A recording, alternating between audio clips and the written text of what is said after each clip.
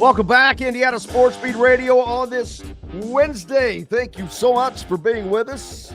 Dylan Sinn from the Fort Wayne Journal-Gazette joining me now. Dylan, how are you doing, sir? I'm good. I'm good. Thanks for having me on, Jim, as always. Oh, it's a pleasure, man. Some great news for Indiana football fans as Kurtis Rourke undergoes they call it a surgery. I call it a procedure. Involving his thumbnail, I would assume. But and the word is he could possibly return as quickly as the next game in Michigan against Michigan State, which is a little quicker than I anticipated that coming on. But that is just great news for Indiana. I think that Taven Jackson is more than capable of handling business this week. We'll see, but he looked pretty damn good in that second half against Nebraska. Yeah, absolutely. He made the throw that impressed me the most was the one that he made to Elijah Surratt down the sideline for a touchdown. It was just really well placed, and he had a pressure in his face at the time. I don't think that's a throw that he makes last year. I know there are people who are concerned that he struggled at times last season. I think the context is just so different around him this year that I think that he will be better just by virtue of having a better supporting cast, better play calling, and in addition to just being a better football player in his own right. So I think he will be fine. It is just a question of how good Washington's defense is. We don't really know. They've had some good games. They've had some bad games. They gave up 40 to Iowa the last time they played, but also Iowa had some obviously really good defense and special teams plays. So we'll see. It's still kind of unclear how good Washington actually is. I don't think they're great, but I think that is going to be something to watch because their defense has at times been good. Not recently, though. Yeah, something I picked up listening to Jed Fish's presser yesterday is that his safeties coach is what's his first name? Sunseri. I'm drawing a blank on his first name now, but Tino Sunseri's brother. Vinny, you think they're not an Italian family? Yo, Tino, yo, Vinny, hey, come on, it's time for dinner, man. So they got that's a solid Italian family, but they got some brothers going at it. But he spent 4 years with Steve Belichick, who just came over to become the defensive coordinator for Washington after 12 seasons on the defensive staff of the New England Patriots. Probably learned a thing or two. Yeah, absolutely. No, they've been good. Like I said, they've been good at times this year. They were okay when they beat Michigan. I didn't think they were great, quite frankly. I think they actually Michigan had something for them at the beginning of that game, and they kind of made some nice adjustments and they clamped down. So we'll have to see, especially when Jack Tuttle came in. Jack Tuttle led a couple of touchdown drives in that game. So we'll have to see. I do think that Iowa was able to run the ball. I think Indiana should be able to run the ball at least a little bit. And it's kind of hard to scheme around being able to run the ball unless you put 8 men in the box. I don't think you want to do that with kind of the receiver talent that Indiana has. So we're going to see. I do think that Indiana should be able to move the ball at least a little bit. I do think you're going to see at least some drop off in efficiency because Rourke was just so good this year.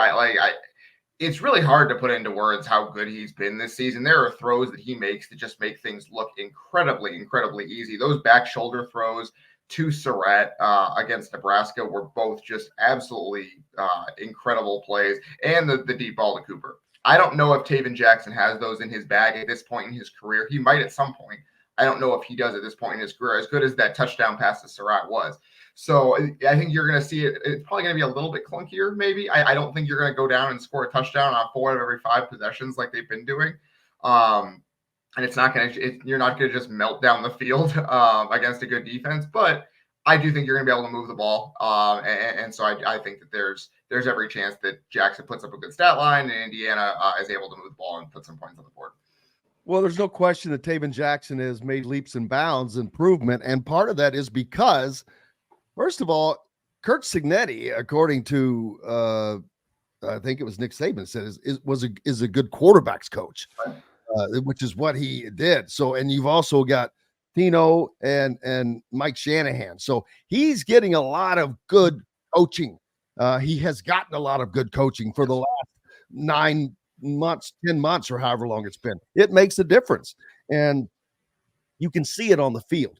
And then being behind Kurtis Rourke has to be solid, because Kurtis Rourke is now in the conversation for the Heisman, although he has no shot at that. That's not a shot at Kurtis. It's just a fact, because no one is going to beat was it Genty for Boise State, or maybe Cam Ward of Miami. He's gotten all this publicity, but his numbers are Kurtis Rourke's numbers are actually better in totality to me. Yeah. He leads in so many different categories. It may not be the flashy one, but it's the one that, I promise you, it's the one that NFL scouts are looking at. Yeah. In yards per attempt, he's number 2 in the country behind Jackson Dart at Ole Miss, and rapidly approaching Jackson Dart, quite frankly. So yeah, there's a chance that he ends up number 1 in the country in that category. I do think that Rourke's Heisman campaign takes a hit with the injury. Obviously, people want to see play.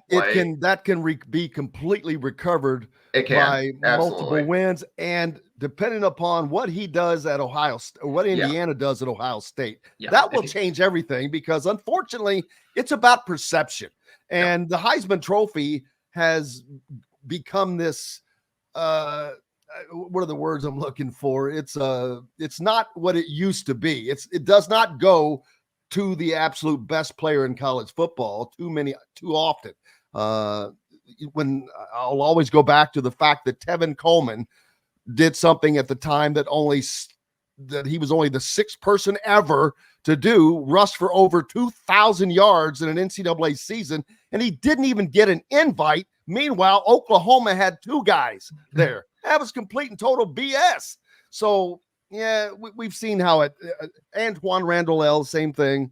But he's doing everything. And you want to talk about the most valuable player? How can you not be the most valuable player when you're the MVP of this team? Yeah.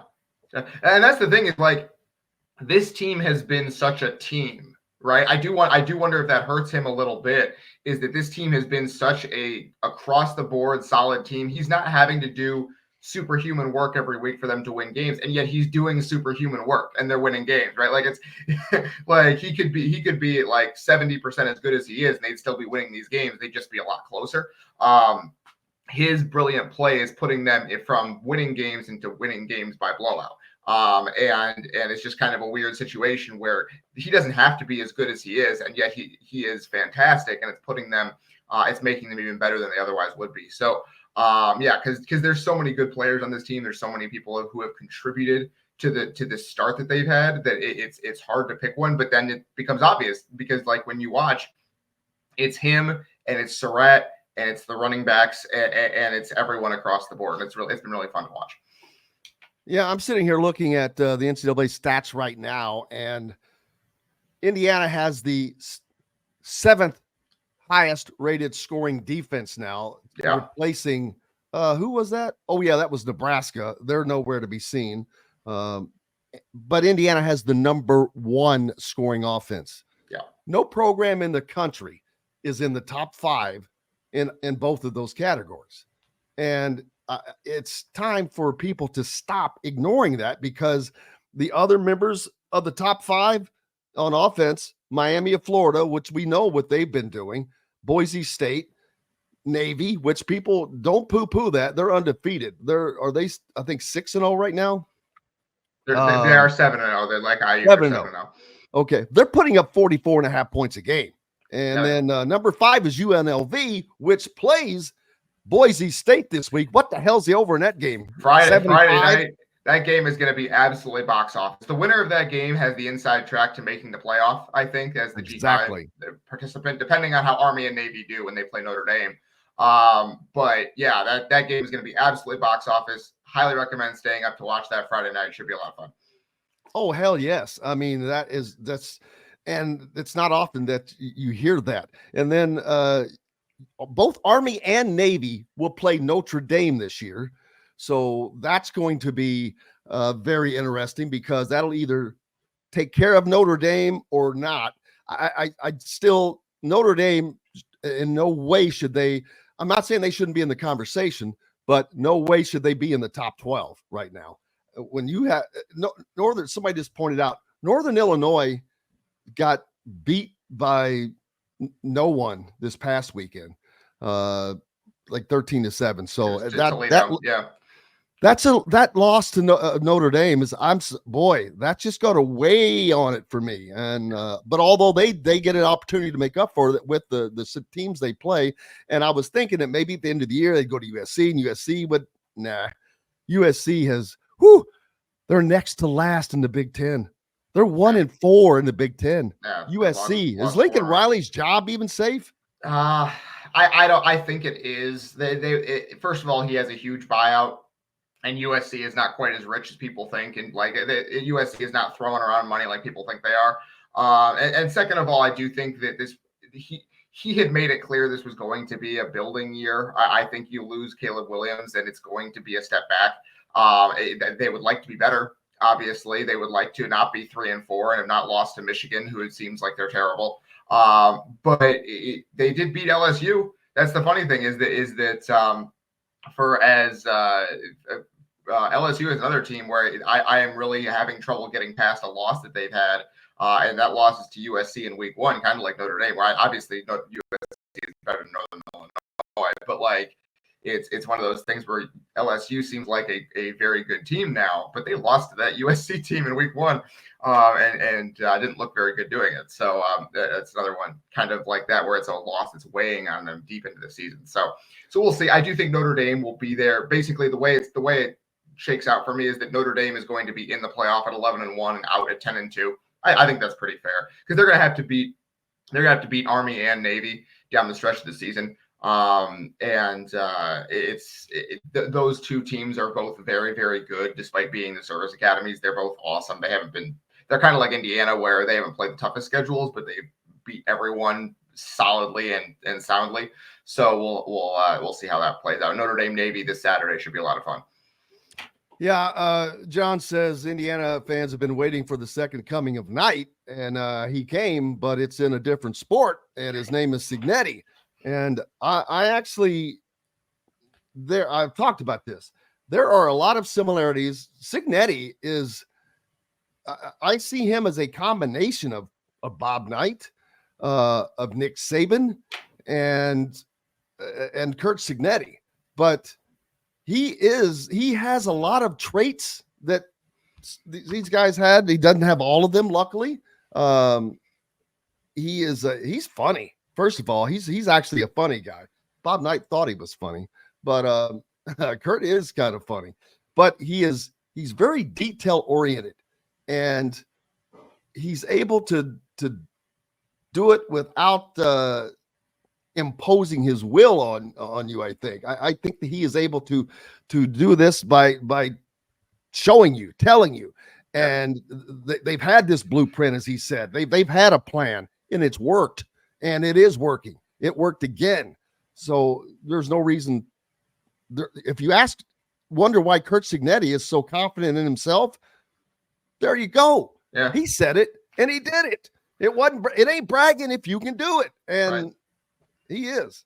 I do think at some point it becomes a self-fulfilling prophecy, right? Like he said, I can do it because I've done it, and now he's doing it again. And like when he tells people on the recruiting trail, hey, I can do it, and then he goes out and does it, it's like, oh, okay, that's why. And then he gets better players, and that's why it helps him keep doing it, right? And so it is interesting that they're 7-0 now. He has already clinched a 14th consecutive winning season. The worst they could do now is 7-6. He has been 14, every single one of his 14 years as a head coach, he has had a winning record. He has never had a losing record, even 500. That's kind of crazy considering some of the programs that he took over. Elon was 2-9 the year before he got there. IUP I think was 4-7, and IU was 3-9. He made all three of those programs winners in year one. That's pretty crazy. I wonder how many people, if they did, I'm sure not many did, but took the over and under on wins for the season for the Hoosiers and wasn't took it the like under. 3.5? Wasn't it 3.5? 5.5. It was 5.5. Okay. But I wonder if anyone took the under. Yeah. I would really be curious of that. Just because, and say, well, how do you like me now? But yeah, what is going on in Bloomington is absolutely astonishing. We talk about it nonstop, but how can you, there's no reason to stop talking about it because it is incredible, but it's one of the great things that's going on in the game of college football today. And I'm telling you, look at Alabama. And I love Kalen DeBoer, great guy, great friend of the show, who's been on here multiple times with us. And I'd like to see him succeed. But I have to say, I enjoy seeing the big boys getting a little taste of it. And with Tony Bennett retiring, I'm kind of like, you know what? That tells me when the tough gets going, you didn't stick around. And I'm like, this is no different than it is for anybody else. I just, those excuses about where the game is going, yeah, it sucks, but it's the same for everyone. And I'm just not buying that stuff. I don't understand. I'm sorry, but especially when you look at what Curt Cignetti is doing in the sport of football, where it is damn near impossible to do what he has done at the place where it is impossible. It's kind of really difficult to buy that from Tony. Because I mean, Curt is like, he's an old school guy, right? He's a guy who's been in coaching for close to 40 years now, and obviously things have changed under his feet many, many times, and he's adapted every single time. And he's probably looking at it like, I don't know, guys, this seems pretty easy to me. Maybe just figure it out. I don't know.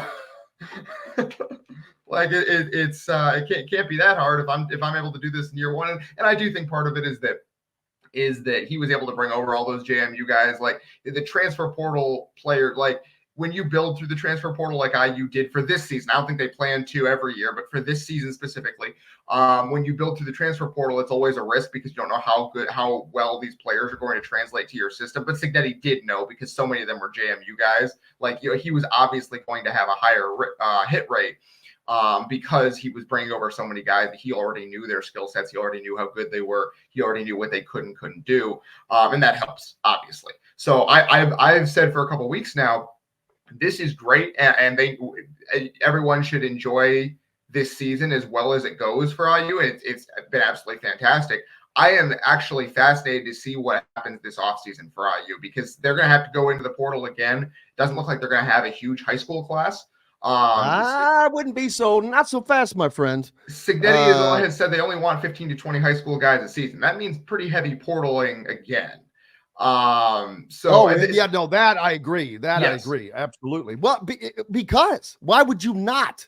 Because when you lose, if you lose, all right, a senior, even if you have someone that's moving up, why would you not rather bring in a guy that has a year, 2 years experience because that 2 years availability? Because over time, if you do that too much, it stunts the growth of the roster, right? So there's a balance act. There's a balance act absolutely between winning now. I mean, you're seeing it at Florida State, right? Florida State did portal for several years, and this year they just didn't hit on nearly enough guys. They had guys that they thought were going to be good that are not, and so we're going to see this offseason how good Cignetti and his staff really are at player evaluation. Because it's going to be a lot harder this offseason because they're not just bringing in guys from JMU. And I think they're good at it, to be clear. I think that they'll be fine, but I want to see how they go about doing it because that to me is fascinating. Like, we are watching one of the best coaches in the country. I'm just really interested to see how he goes about program building in year two after so much success in year one.